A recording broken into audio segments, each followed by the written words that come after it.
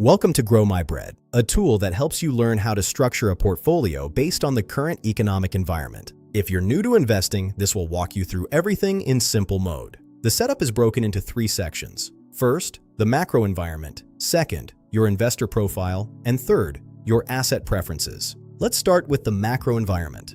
You'll see the economic cycle dial. The economy moves in cycles, and different asset classes tend to perform differently depending on the phase. You have 5 options: recession, early expansion, mid-cycle, late cycle, and slowdown.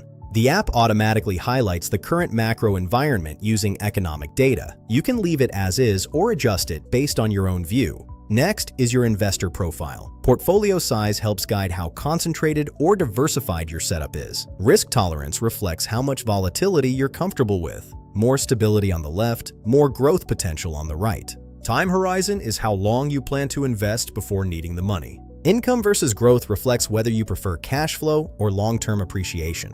Now the final section, asset preferences. The crypto allocation slider simply lets you include more or less exposure to digital assets based on your comfort level. Then you have optional toggles. Real estate adds red exposure, and dividend focus tilts toward income-producing stocks. Global diversification includes international markets, while tax-sensitive mode leans toward more tax-efficient structures. Once everything is set, Grow My Bread generates a sample portfolio framework. You'll see a breakdown of asset class allocations based on the macro environment, along with a summary of example assets for educational purposes.